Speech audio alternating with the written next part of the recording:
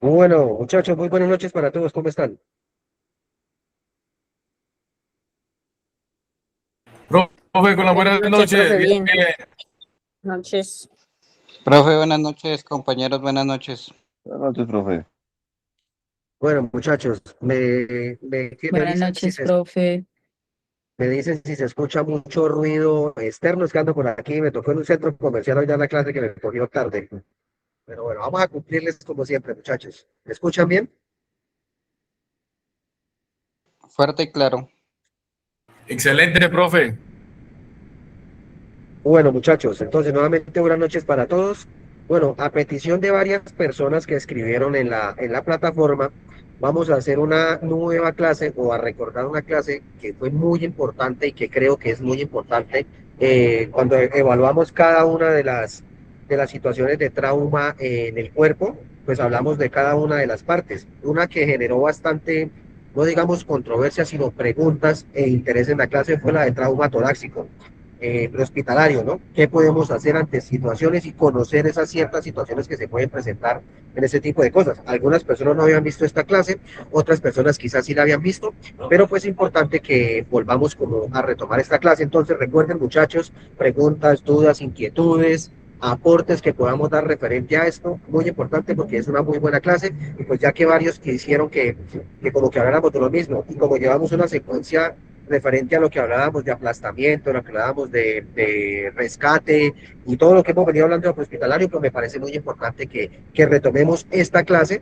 y obviamente participemos. ¿Listo? Entonces, muchachos, vamos a dar inicio a los objetivos de esta clase, obviamente, importantísimos, que son reconocer esas lesiones torácicas que comprometen la vida, ¿sí? De forma directa e inmediata, porque el trauma torácico es muy, digamos, complicado en esta parte, ¿cierto?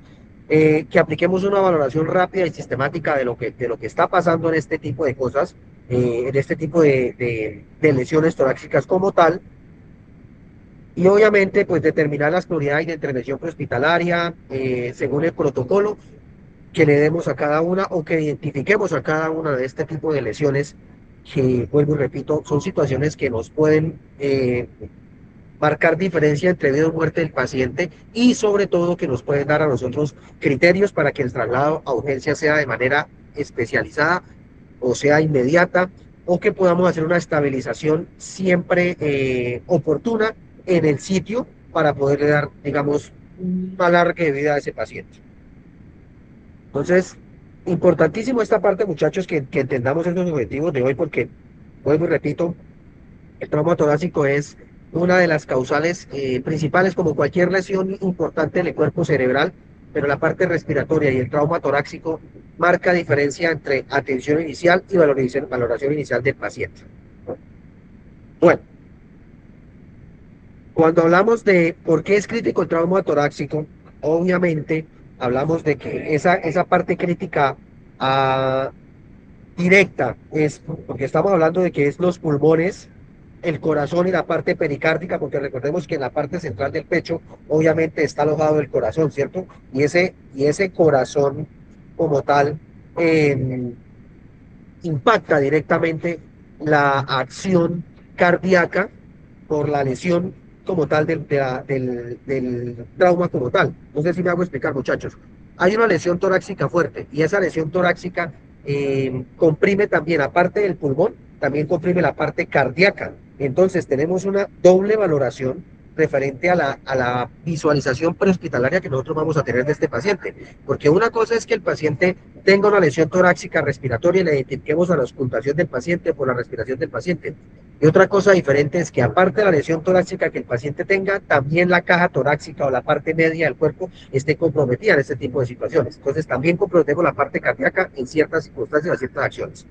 Eh, Otro comprometimiento grave también son los grandes vasos, ¿cierto? Grandes vasos, hablamos de la aorta y la vena cava, que son las venas descendentes y ascendentes del cerebro, ¿cierto? Estas también se pueden comprimir en la parte torácica.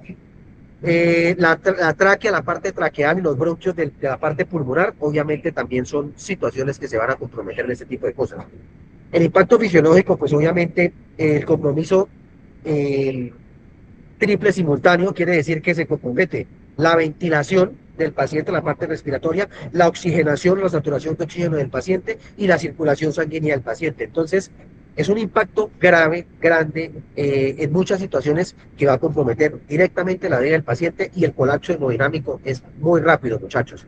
Y obviamente que el tiempo de intervención en este tipo de situaciones marca diferencia entre lo que yo pueda hacer y lo que yo pueda derivar de este paciente. ¿Listo? Entonces, el trauma torácico siempre es entre la primera y segunda causa de muerte por trauma. Recordemos que hay varios tipos de trauma, traumas cerebral o raquimedular, o trauma abdominal, trauma torácico, pero el trauma torácico marca un hito diferente en cuanto a la intervención directa del paciente. Entonces, alguien de pronto en su experiencia, por lo menos que hayan tenido oportunidad de haber atendido un paciente en este tipo de situaciones, en que ustedes llegan y valoran el paciente y el paciente tiene una hematemesis, un vómito con sangre, ¿sí? Y ustedes, aparte de esa hematemesis que tiene el vómito con sangre el paciente, le marcan, le dan o le notan una dificultad respiratoria. ¿Alguien me puede comentar algún caso referente a esto que le haya pasado o que hayan atendido? ¿Alguien quiere participar referente a esto?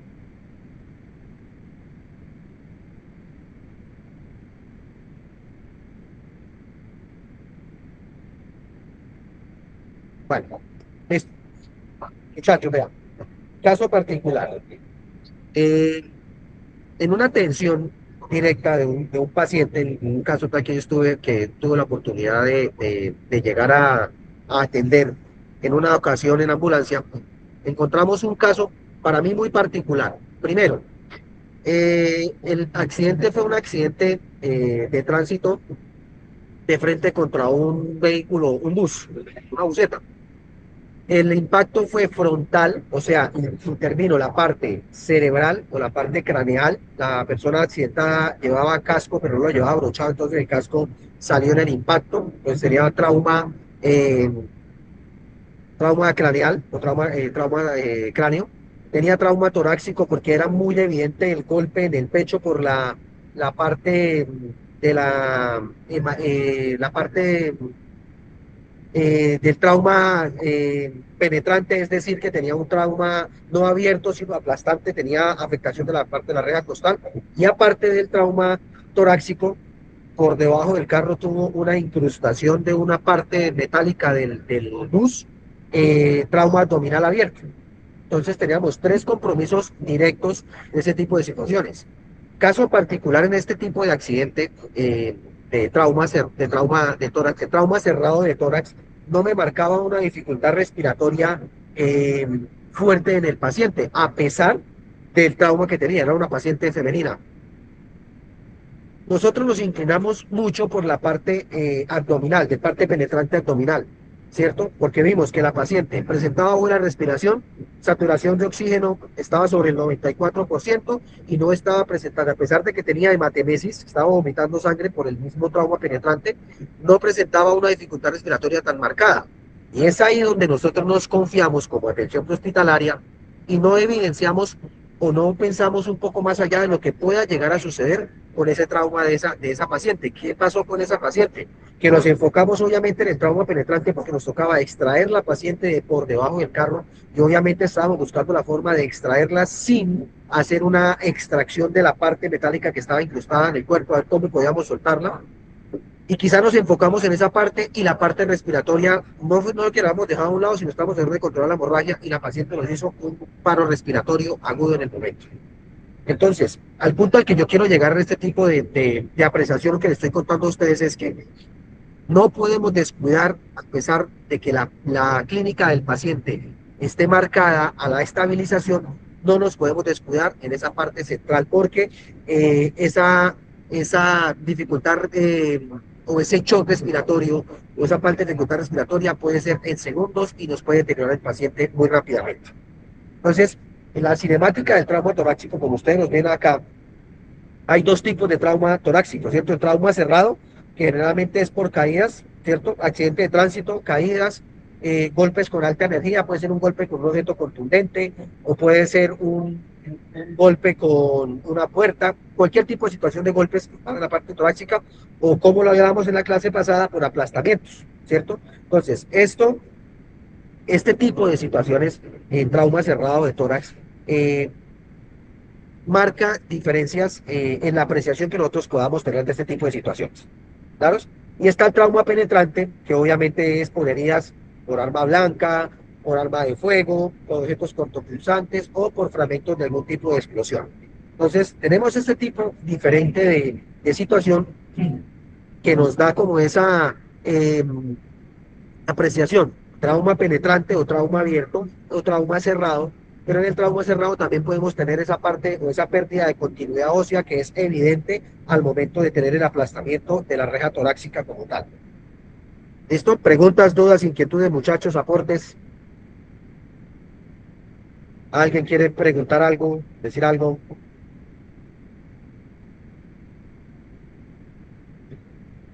Hoy están como callados. Dinos, Gloria, cuéntanos. Profe, buenas noches a todos. Buenas noches. Tengo una inquietud.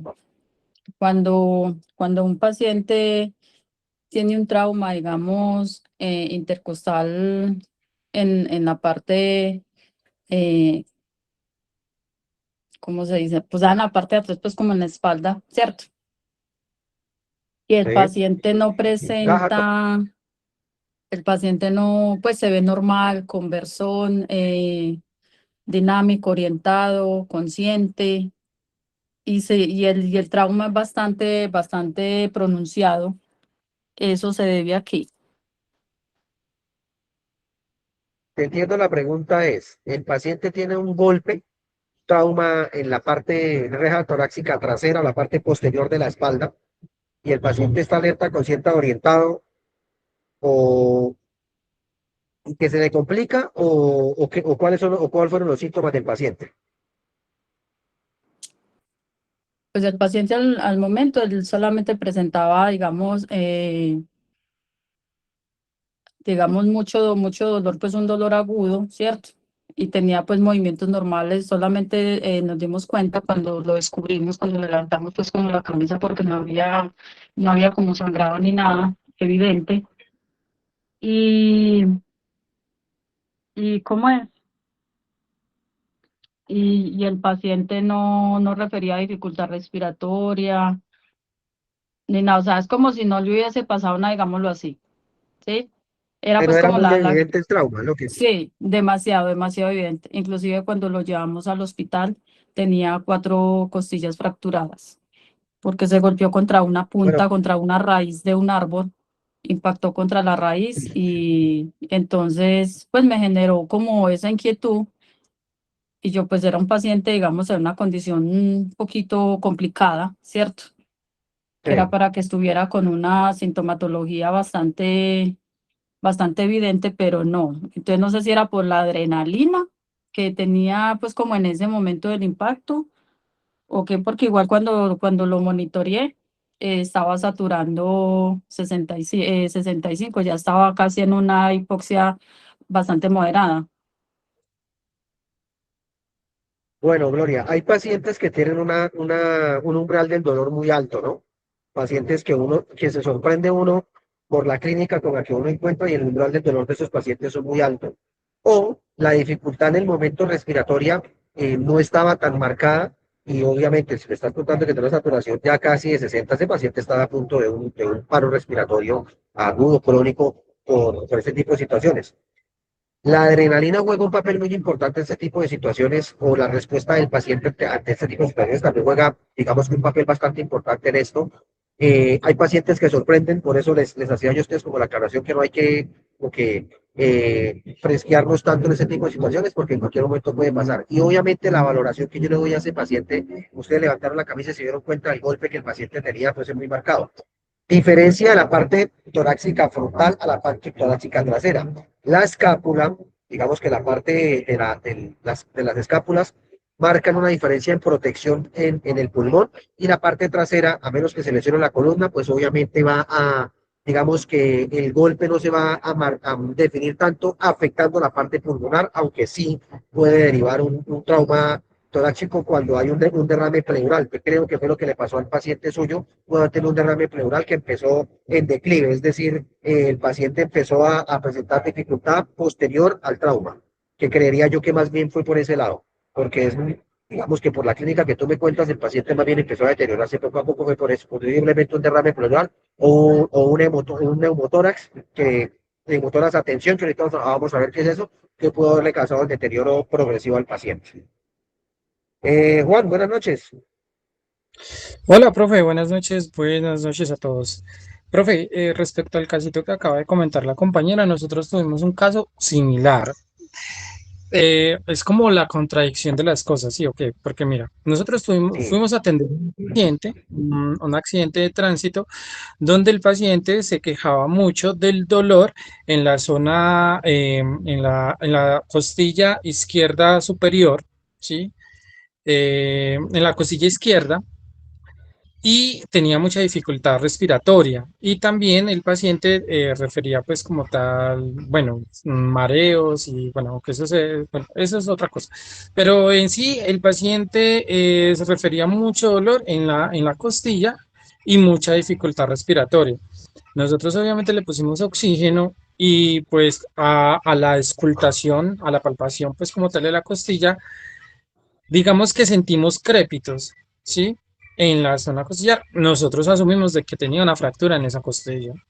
Nosotros lo llevamos al centro, pues obviamente de urgencias, allá pues como tal se lo entregamos al médico. El médico también sintió la crepitación y también dijo, no, eso debe ser una fractura. Nosotros ya le entregamos el paciente, lo dejamos allá en el centro asistencial. Más tarde, nosotros pues chismoseamos la radiografía, porque pues, uno ingresa con los datos del paciente al sistema de la clínica y no sí, puede ver la radiografía. Nosotros chismoseamos la radiografía y no tenía fractura. No tenía, no tenía fractura y en el reporte que pone pues como tal el radiólogo, decía que no se evidenciaba fractura y que solo era la contusión y la hematoma en la zona pues como tal donde fue pues el golpe.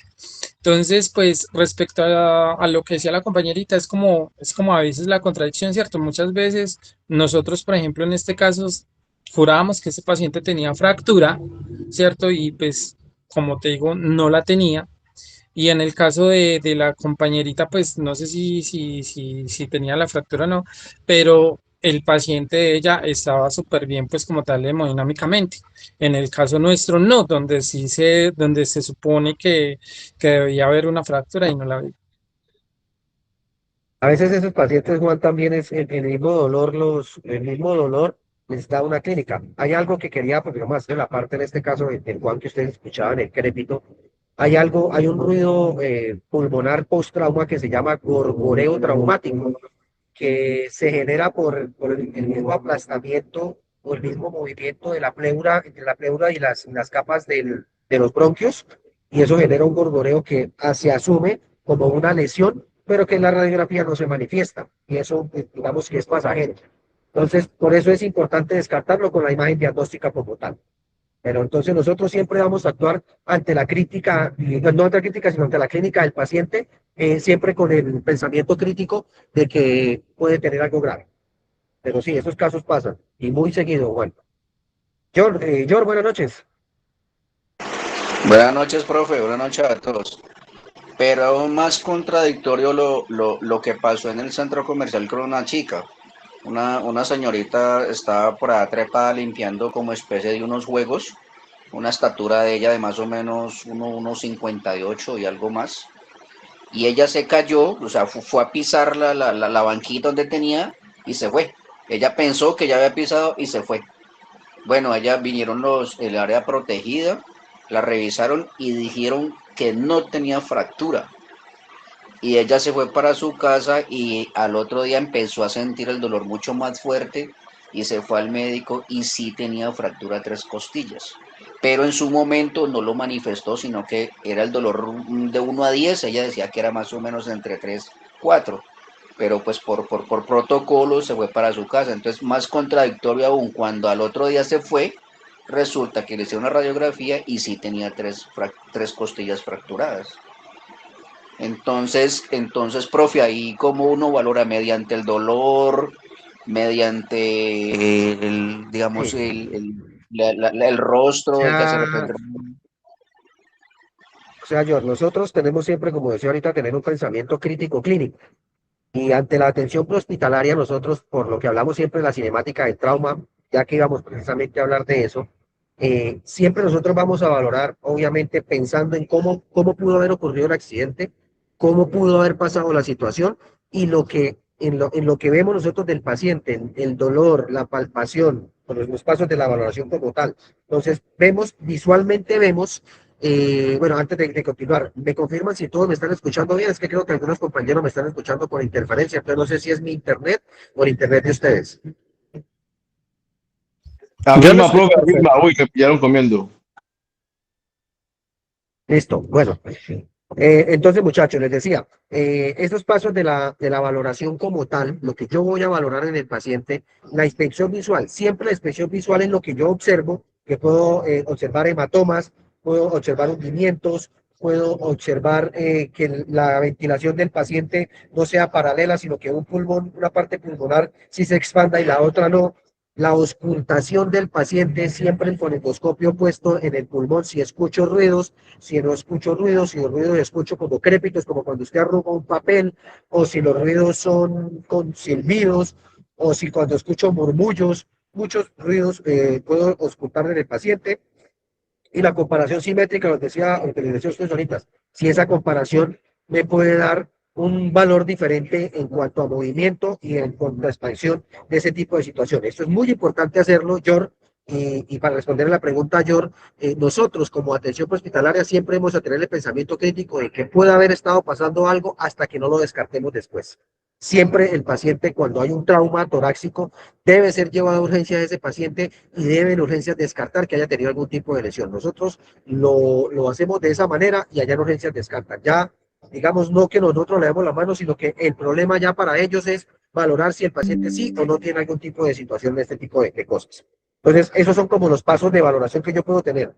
Hallazgos críticos que yo puedo observar. Entonces, movimientos desiguales, lo que les decía ahorita. Una parte torácica sí se expande y la otra, en vez de expandirse, se hunde o se profundiza. Gravísimo por ese lado. Eh, Heridas penetrantes. Cuando yo veo que hay obviamente, volteé el paciente, como lo que le pasó a la compañera Gloria, voltearon el paciente y evidenciaron un golpe. Volteé el paciente y me di cuenta que tiene un orificio de entrada o un orificio de salida, ¿cierto? Deformidad, eh, deformidad en la parte torácica por golpe, por trauma. Eh, digamos que esos sonidos crepitantes que da el pulmón del paciente cuando tiene una herida penetrante, el paciente puede haber tenido una herida con objeto cortopunzante y al momento de auscultarlo, el sonido puede ser normal. Quiere decir que el objeto que ingresó no lesionó, sí está lesionado el pulmón, pero no tiene un derrame pleural o no tiene una hemorragia interna. Entonces, aseguramos el cuchillo, el objeto, lo que tenga incrustado el paciente y lo trasladamos rápidamente. Si al momento de auscultarlo, al lado de donde está la herida por objeto cortopunzante, escuchamos el gorgoreo o escuchamos los crépitos o escuchamos la sibilancia, ahí hay una lesión grave que me puede dar colapso a ese paciente. Entonces, eso también es importante, muchachos. Y la dificultad respiratoria marcada del paciente. Recuerden que la dificultad respiratoria es nasal, bucal, que se puede dar acá el hundimiento de la parte del cuello o se puede dar también la parte de las profundidades torácicas o expansiones torácicas. Importante ver esta parte también. Dino, Gloria.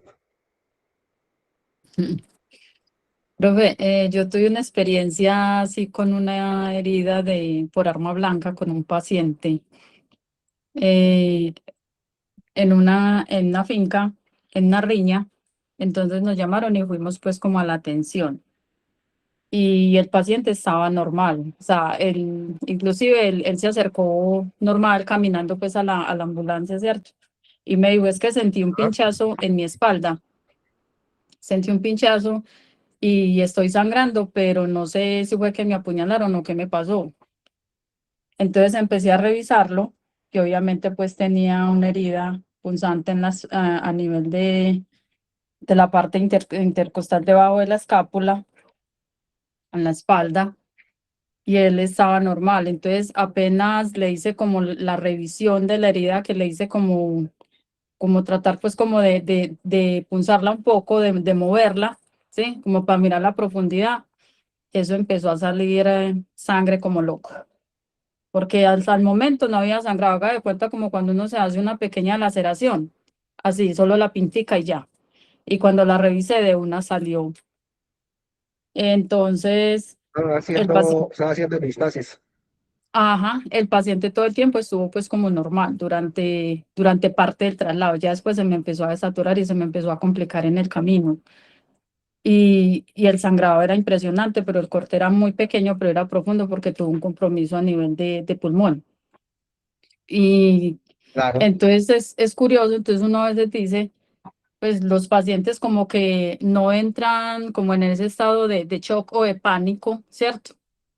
Hasta que ya lo ven a uno, entonces lo ven a uno y ya ellos empiezan a como a deteriorar y a descompensar muchísimo. Entonces fue curioso eso porque cuando empecé a hacer la auscultación, yo sentía como el sonito como de una burbuja, como cuando uno está haciendo burbujitas de espuma, de jabón, así sonaba. Entonces yo le dije a mi compañero, ese caballero puede tener un sangrado interno y se nos puede complicar mucho, entonces metámosle la patica de esa ambulancia para que lleguemos ligero. Y cuando llegué sí.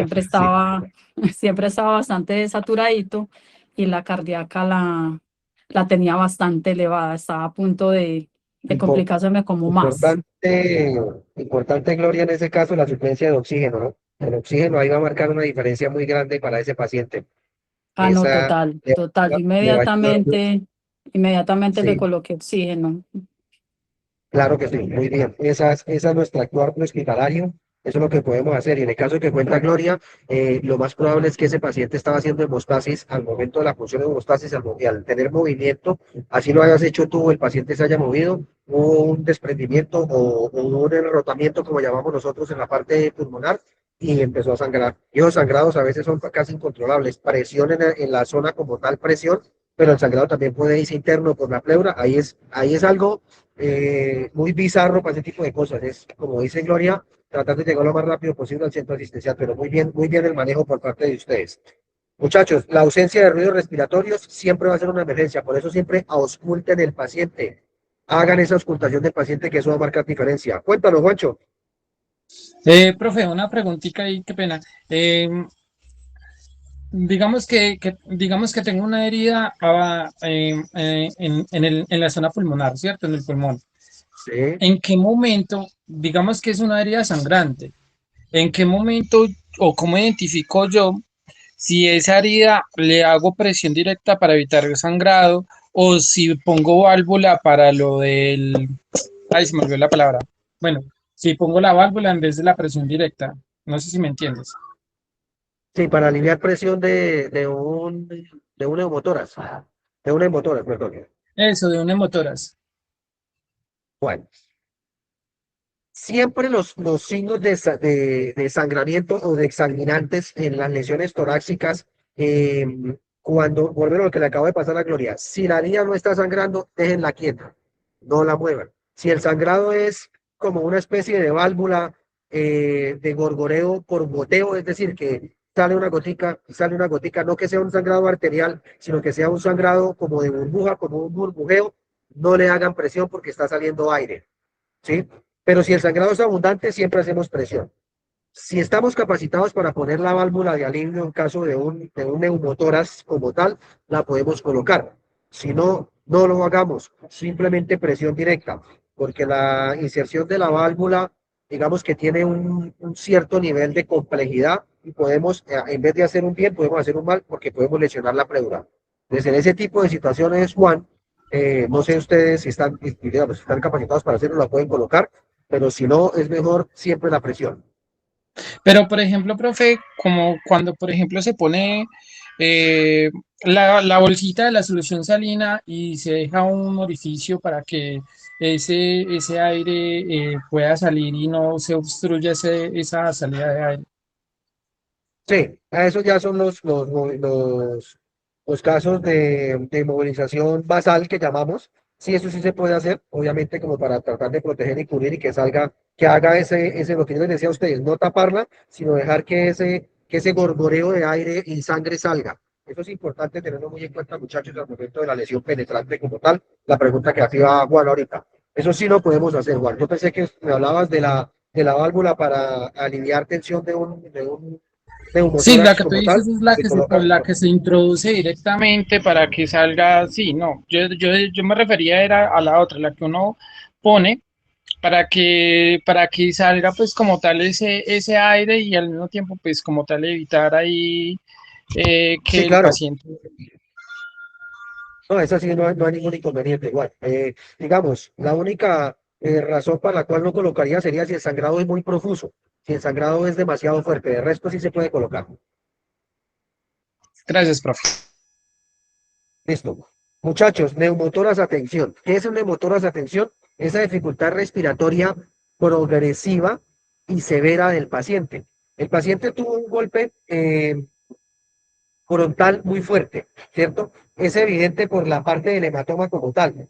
Y el paciente inmediatamente me hizo una parada respiratoria. Esto puede ser por el prolaxo respiratorio acompañado del paro cardíaco como tal. Por eso es muy importante, como les decía a ustedes ahorita, la observación del paciente. Yo puedo encontrar el paciente con signos vitales normales, con un patrón respiratorio normal, pero en cuestión de segundos el paciente me hizo paro respiratorio. Y esto es muy importante al momento de valorar la parte de la torsión torácica. ¿Cómo puedo aliviar, digamos, esta parte de neumotoras? Atención, muchachos, es muy importante la parte de la vía aérea respiratoria, es mantener la vía aérea permeable. Siempre que sospechamos que el paciente tenga este tipo de lesiones, el paciente es mejor colocarle la inmovilización y mantener la vía aérea permeable. Si el paciente está inconsciente, cánula de Guedes inmediatamente introducida en el paciente para mantener vía aérea permeable. Cánula de Guedes. Si el paciente está consciente, siempre mantenerlo eh, en forma dorsal, es decir, de cúbito lateral, de cúbito frontal y siempre con la parte de la vía aérea permeable para evitar este tipo de lesiones. Si yo tengo una vía aérea permeable y una suplencia de oxígeno, voy a evitar al máximo este tipo de lesiones de neumotoras, atención. Entonces es muy importante, muchachos, en este tipo de situaciones, tener la parte de la valoración de la parte de la vía respiratoria abierta permeable. Compromiso vital. Siempre el compromiso vital en esta parte es esa fisiopatología respiratoria crítica. Si la respiración intratorácica colapsa, el pulmón siempre va a desplazar el mediastino, es decir, va a colapsar la parte baja, impidiendo que el retorno de las venas, impidiendo que ese retorno de expulsión vaya al corazón. ¿Sí me entiende? ¿Me hago entender lo que les estoy tratando de decir, muchachos? Es decir, si la presión de la parte del tórax, la presión intratorácica es cuando hay presión entre la pleura y los bronquios, eh, se aumenta, ¿sí? Aumenta, hace que colapse la parte baja del pulmón, que es la que expulsa la sangre hacia el corazón, ¿cierto? Entonces, no va a haber un retorno venoso completo hacia el corazón y esto va a hacer que se disminuya inmediatamente la función cardíaca. Entonces, vamos a tener las dos situaciones, paro respiratorio y paro cardíaco. Siempre lo que les decía a ustedes, la observación de la parte respiratoria en la distensión yugular. Esta parte también me puede marcar a mí esa distensión, que haya esa distensión yugular, quiere decir que el retorno venoso del cerebro hacia el pulmón está completo. Si hay una distensión muy profusa o no hay una distensión yugular, esto quiere decir que hay una hipovolemia. Recordemos que la hipovolemia es una pérdida brusca de sangre en la parte interna. ¿Me hago entender, muchachos? O se lo explico de otra manera. Profe, eso también sucede cuando hay deformidad a nivel de tórax, que hay como una elevación en el tórax que es bastante pronunciada y otras veces no son tan pronunciadas, pero sí se ve la deformidad. Exactamente. Exactamente, muy bien, Gloria, que me entendió esa parte. ¿El resto entendieron, muchachos? ¿Entendieron la parte de lo que yo les quería a ustedes explicar acá esta parte? Listo, muchachos. Entonces, es muy importante siempre en ese tipo de situaciones tener en cuenta que el compromiso de la parte ventilatoria, de mantener la vía respiratoria, la vía aérea abierta, me va a marcar una diferencia en este tipo de situaciones. Por eso es tan importante, muchachos, siempre la vía aérea. Si encuentro un paciente inconsciente y nosotros podemos inmediatamente introducir la cánula de Guedel, va a marcar mucha diferencia, muchachos, para que la vía aérea se me mantenga y obviamente el collar cervical para que esa vía esté siempre de la manera correcta abierta. ¿Listo? Un signo de alerta, muchachos, desviación de la tráquea. Cuando hay un golpe en la parte superior y la tráquea se colapsa o se parte o se fractura, la tráquea es evidente aquí la parte traqueal para el momento de respiración. Podemos evidenciar que la tráquea no deja que el aire fluya. Entonces también es muy importante esa parte de observar que si yo tengo la cabeza del paciente de una manera lateral y esto me está haciendo que el paciente no me esté respirando, por eso el alineamiento y la vía respiratoria en cuanto a vía aérea permeable marca diferencia en este tipo de situaciones. Es la repetición de la repetida, muchachos, pero créanme que les va a ayudar mucho en cuanto a atención de este tipo de situaciones. Ya caso diferente, cuando encontramos un neumotórax en la parte abierta, es decir, herida soplante. En muchas situaciones, cuando hay heridas por arma cortopunzante, y son muy evidentes, podemos observar cuando hablamos de una herida soplante, es cuando observamos que el pulmón se ve esa penetración y observamos que el pulmón se manifiesta. No recuerdo si usted, no creo que usted no le mostré ese video, es que para hoy no lo alcancé a tener un video que se ve como el pulmón, se ve el pulmón palpante. Y si la herida es abierta y el pulmón puede hasta salir por esa herida. Entonces es muy importante, muchachos, en esa valoración que mantengamos esa parte lo más hermética posible. Entonces, la pared torácica en el espacio pleural con el exterior. También se puede evidenciar esa parte respiratoria cuando hay un trauma no abierto sino cerrado, pero hay deformidad de las costillas y observamos la floración o la deformidad en la parte de la piel, ¿no? También puede ser de esa manera. Entonces, esa parte de la fisiopatología, el aire entra por la herida, es decir, si está penetrante, la herida abierta, el aire entra por la herida y durante la inspiración genera menor resistencia. Si yo hago que esa herida, por lo menos, evidencie que el arma blanca penetró, está el sangrado, control del sangrado, pero la herida es muy fuerte, tengo que hacer la contención de la herida para evitar que el aire entre por la parte superior y me haga un prolapso pulmonar mucho más retenido. ¿Me hago entender, muchachos?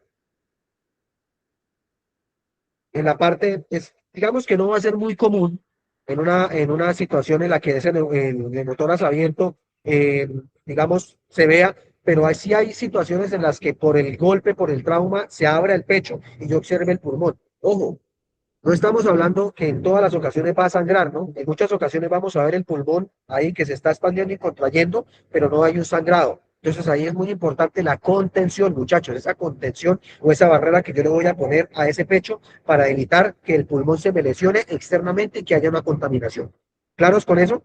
Entonces, el sello oclusivo, lo que yo le decía, lo que estaba diciendo ahorita, cubrir con el apósito estéril oclusivo fijando los cuatro lados para obviamente evitar la expansión, ¿cierto?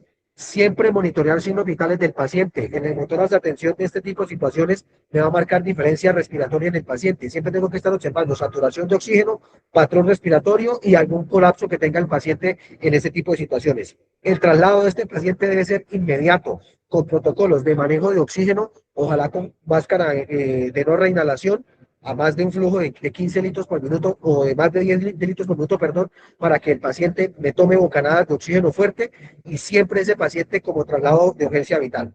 ¿Claros? Sí, señor. Claros, muchachos. Listo. Mira lo que dice. Si el paciente, tras haber sellado la herida, empeora, suelte una parte del sello, es decir, alivio una parte de presión. El manejo inicial es taparlo, pero si el paciente me empeora, suelto un lado para que haya un alivio de presión de aire. ¿Claros? ¿Por qué puede pasar esto? Porque puede estar penetrada la parte baja del pulmón y esto me genera que el pulmón se empiece a colapsar. Entonces es mejor que que el pulmón se expanda, siempre y cuando el paciente empeore. Si tras el sello la saturación de oxígeno del paciente sube y el paciente mejora el patrón respiratorio, lo dejo así. ¿Estamos claros, muchachos? ¿Preguntas? Sí, señor, bastante claro. Ya tuve casitos similares. Son bastante Claro, complicados, profe. muchachos. Creo que los que hemos trabajado en zonas, sí, dice Fernando, sí, se fija en 3 puntas o en 4 puntas, sí. Es mejor fijarlo, pues, para mí, Fernando, yo lo fijo en 4 puntos, ¿sí? Lo puedo fijar en forma de triángulo o lo puedo fijar en forma en 4 puntos. Ya digamos que yo lo he hecho en 4 puntos y me ha funcionado. pero sí, en muchas situaciones lo firmo en forma de triángulo para soltar una sola parte y que la expansión sea mejor. Bueno, pues ya es de cuestión de criterio, pero sí, si lo que dice Fernando es cierto, se fijan 3 puntos y no en 4. Vale la aclaración, pero muy bien. Muchachos, hemotoras masivo. Cuando hablamos de hemo, recuerden que es sangre, ¿cierto? Entonces, puede ser un hemotoras masivo que no esté abierto o un hemotoras masivo por penetrante, ¿cierto? Entonces, digamos que esa sinergia o esa fijación de lo que yo puedo observar, una palidez generalizada, taquicardia, el paciente se me va a poner taquicárdico, se me va a bajar la presión arterial por la hipovolemia, por la pérdida de sangre y obviamente esa hipotensión puede ser severa, esa hipotensión puede ser muy radical. Importantísimo en este caso, eh, posición con vía aérea permeable del paciente, suplencia de oxígeno y traslado inmediato del paciente. Siempre ocultar los dos pulmones del paciente, así el pulmón izquierdo se esté penetrado y el otro no, siempre ocultar los dos pulmones, muchachos, porque es importante mantener siempre esa perfusión o esa auscultación para determinar fallas en los dos pulmones. Recuerden que un paciente puede respirar por un solo pulmón y me puede manejar una situación de no paro respiratorio, así tenga un solo pulmón. Lo que complicaría este tipo de situaciones es si la herida penetrante sangrante es muy grande y el paciente me haga un hemotórax. Ahí ya el hemotórax me va a marcar una diferencia en la parte respiratoria del paciente. Entonces, importante, muchachos. Siempre la parte de acumulación de líquido. Vamos a tener muy importante esa parte. Si yo observo que el paciente me está perdiendo sangre por la herida en la parte izquierda, vamos a poner un ejemplo. Yo puedo poner, el paciente no tuvo un trauma craneal, no tiene un trauma cervical, pongan el paciente con el pulmón bueno hacia el lado, o sea, que el pulmón que haya quedado, si es al lado derecho, pónganlo del lado derecho lateral, no acostado hacia el lado del pulmón herido o de la parte de la herida, sino hacia el otro lado. Esto va a hacer que el pulmón, al momento de moverse, pueda que me haga hemostasis y me mejore el patrón respiratorio. Si el patrón respiratorio no mejora, vuelva y colóquenlo boca arriba. ¿Soy claro en lo que acabo de decir, muchachos? Tengo una herida penetrante en el lado izquierdo. El paciente me está sangrando, ¿cierto? Y me está empezando a perder frecuencia respiratoria y está empezando a desaturárseme. Acuéstenlo de medio lado hacia el lado del pulmón que tiene bueno, no al lado malo, es decir, no al lado penetrante, sino al otro lado. Y ahí evidenciamos por la saturación de oxígeno. Si la saturación de oxígeno mejora, déjenlo en esa posición y traslado en esa posición. Si la saturación de oxígeno no mejora, vuelva y póngalo boca arriba y traslade a ese paciente lo más rápido posible. ¿Claros? Claro, profe. Muy bien, muchachos, importantísimo esa partecita porque eso marca diferencia. Entonces, la acumulación masiva de sangre, recordemos que después de 1500 mililitros de pérdida de sangre va a causar hipovolemia en el paciente. Siempre la pérdida masiva de sangre va a marcar una diferencia en el tipo de situación. Por eso la contención, compresión en ese tipo de situaciones me puede marcar diferencia entre hipovolemia, pérdida masiva de sangre o una estabilización, ¿cierto? Entonces, Profe, ese drenaje es, dime Juan. qué pena, una preguntita ahí chiquitica. En ese caso se puede poner Ringer. Sí, claro, si yo tengo, pero no lactato de Ringer, sino solución salina. Yo siempre voy a recomendar la solución salina, Juan, porque el lactato de Ringer me puede marcar muchas diferencias en cuanto a la situación. Yo prefiero solución salina para mantener una vía permeable perfundida. Siempre me prefiero solución salina. Gracias. Entonces, si yo puedo canalizar al paciente y mantener un volumen de perfusión, lo hago, muchachos. Si tengo una hipovolemia, si tengo una pérdida masiva de sangre, yo puedo canalizar al paciente y pasar un bonito de 500, me va a ayudar mucho también en la parte de perfusión. ¿Claros? Eso es muy importante. Si somos auxiliares de enfermería, podemos canalizar al paciente, le podemos pasar solución salina, háganlo, muchachos. No lo piensen 2 veces. Además que es mejor que ustedes lleguen con un paciente con una vía canalizada para que esto vaya a marcar diferencia en la atención del paciente. Yo siempre recomiendo a mis APHs que si podemos canalizar al paciente, canalícelo. No perdemos nada con hacerlo. Y esto me va a marcar mucha diferencia en una hipovolemia. ¿Claros? ¿Preguntas, dudas, inquietudes? Todo claro hasta el momento, profe, gracias. Bueno, muchachos, toras inestable. Recordemos que el toras inestable también es muy fuerte en cuanto a situación. ¿Cuándo hablamos de toras inestable? Cuando más de 3 costillas, ¿cierto? Más de 2 o 3 costillas se han fracturado o cuando yo evidencio la deformidad en el tórax por un golpe, por una caída en moto, por un accidente de tránsito, por el golpe contra el volante. Signo clave de un tórax inestable, el movimiento no es paradójico, ¿no? O sea, es decir, el movimiento de los pulmones o la dificultad respiratoria es muy marcada y siempre va a tener que un pulmón sí se expande y el otro no, o que los dos estén colapsados. Entonces, importantísimo. Recuerden que en un tórax inestable o en una sospecha penetrante no se hace RCP, muchachos, para que lo tengan en cuenta. Si evidencia una fractura torácica, no realizo RCP porque puedo complicar la situación. Eso está muy claro, ¿no? Entonces, en el tórax inestable el paciente puede estar consciente, el dolor puede ser muy fuerte, el dolor en la región torácica, en la región del esternón, en la región lateral, costal, es muy intenso. Entonces, eso puede ser un signo que yo no puedo, obviamente, identificar muy fuerte.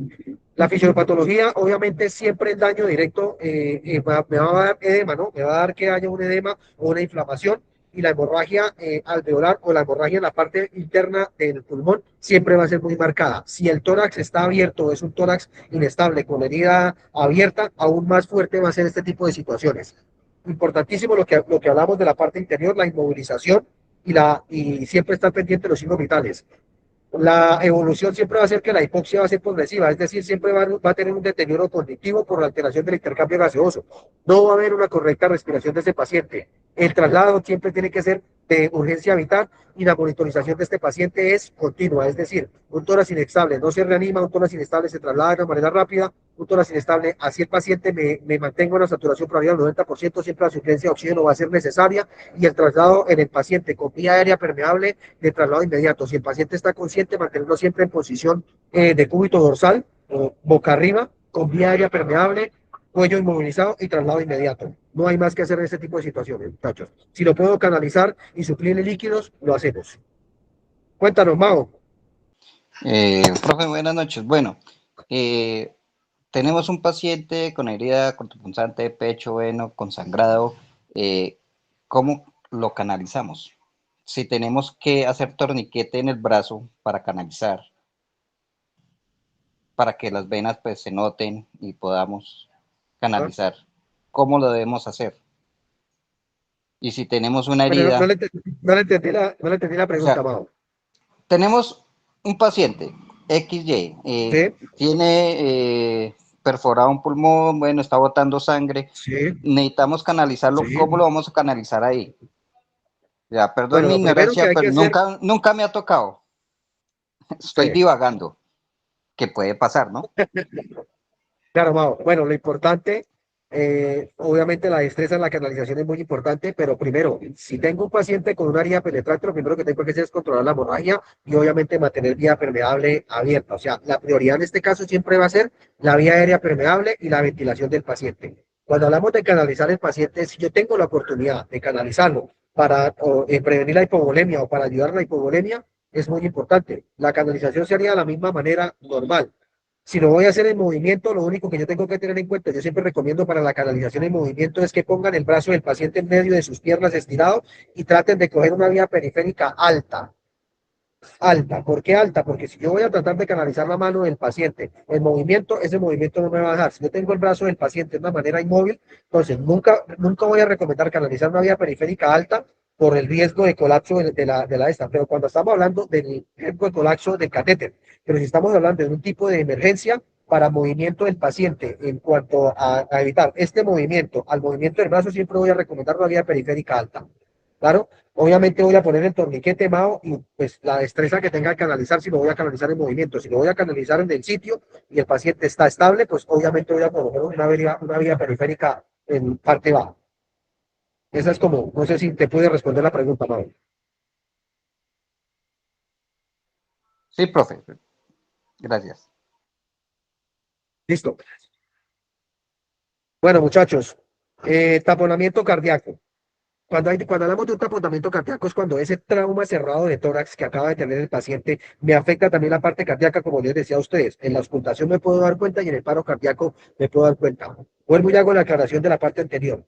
Si yo observo una deformidad en el tórax del paciente y esa deformidad del tórax del paciente me evidencia una fractura, no realizo RCP, así el paciente me haga paro cardíaco. Desafortunadamente no hay nada que hacer.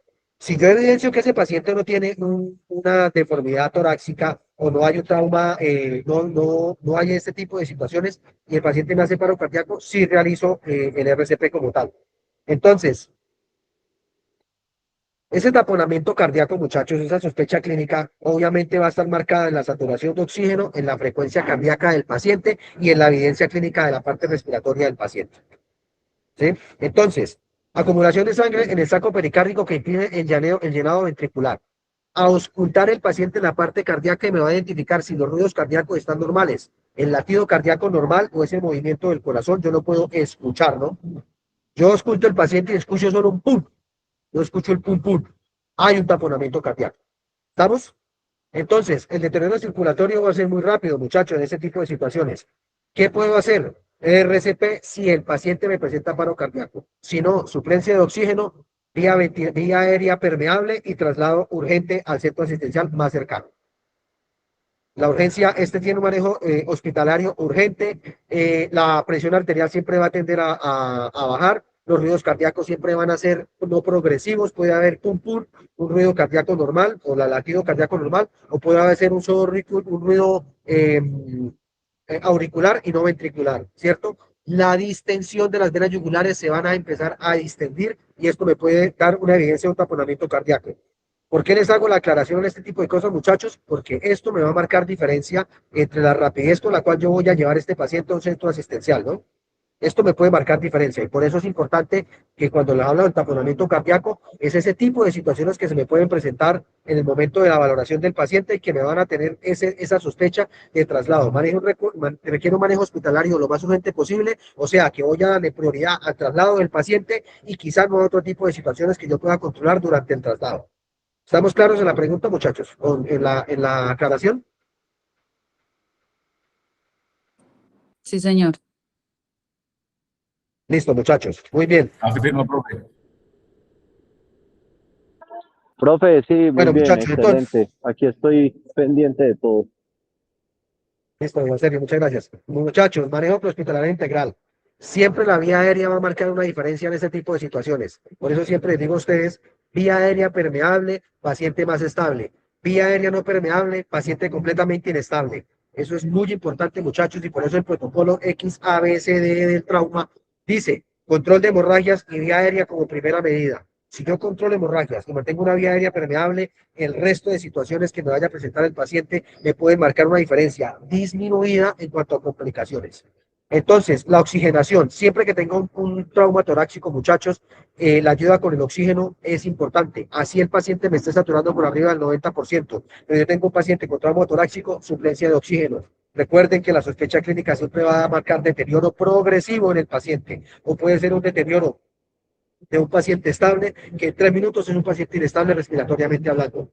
Control de hemorragias o sangrados externos de forma inmediata. Ese control de hemorragias por herida penetrante es muy importante. Si el arma de objeto cortopunzante está dentro del cuerpo, no hago ningún tipo de extracción de ese objeto, sino que lo inmovilizo o lo estabilizo y lo dejo ahí en su sitio. No lo voy a extraer. ¿Claros? Protocolos de soporte, siempre la monitorización continua del paciente. Prevenir la hipotermia en este caso es muy importante, muchachos. La exsanguinación me va a hacer una baja hipotermia, o sea, curan el paciente y siempre manténgalo en lo más caliente posible y el traslado más rápido o lo más al centro asistencial más cercano de manejo de este tipo de situaciones. Entonces, siempre las intervenciones masivas, muchachos, en este tipo de situaciones o siempre ese manejo inicial que yo le vaya a dar priorizando lo que acabamos de ver va a marcar diferencia, que entre este paciente que yo lleve al hospital lo lleve de una manera mucho más estable o que ese manejo prehospitalario que yo le dé a ese paciente vaya a marcar diferencia entre vida o muerte de este tipo de situaciones. Preguntas, dudas, inquietudes, aporte, muchachos.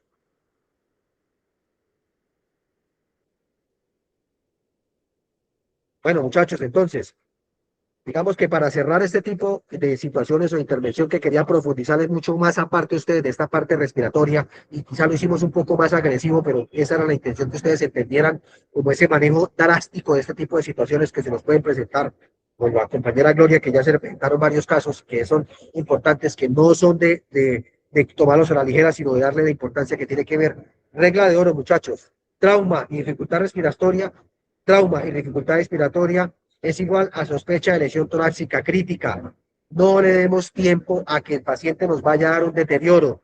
Vuelvo y repito los manejos. vía aérea permeable, control de hemorragias masivas externas, deterioro por herida punzante, acostar el paciente de manera lateral para la parte no lesionada. Si el paciente mejora, dejarlo en esa posición. Si no mejora, volvemos a posición inicial.